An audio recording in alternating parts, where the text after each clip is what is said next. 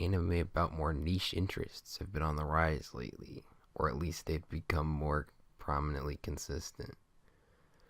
But they're usually spread apart across the year. They maybe get like two or three a year.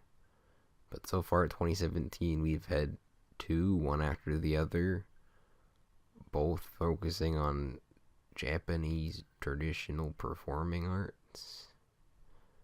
First was Showa Roku Rakugo Shinju Descending Stories. And then this spring season, we have Kabukibu. And I can see where people dislike Kabukibu, but it's its own beast, and it should be judged as such. There are similarities, but the way they approach their views and their art forms is drastically different. Rakugo Shinju chooses to focus on the art from the perspective of a professional and showing his whole life with the art form. From basically his entry to Rakugo all the way to his death, and technically post-death.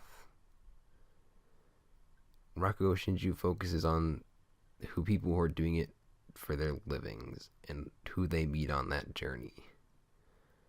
But Kabukibu, on the other hand, is more focused on the kind of typical high school club that does a special thing. This one being Kabuki. And it's just from the perspective of who loves Kabuki. It wants to try it out. Not from a professional doing it for a living. Kabukibu is like someone watched Rakugo Shinju and then studied Rakugo and wanted to try it for themselves and spread their newly found adoration for it with other people. But having the two of them airing with each other is also a good way to sell it, or at least get people interested, in my opinion at least. Because if Rakugo Shinju got people interested in traditional Japanese performing arts, they'd see Kabukibu and be like, ooh, another one, let's watch that one. But whether or not this was Studio Dean's intention is entirely speculation, so don't quote me on it, because this isn't a fact. This is just me saying a thing that would be possible.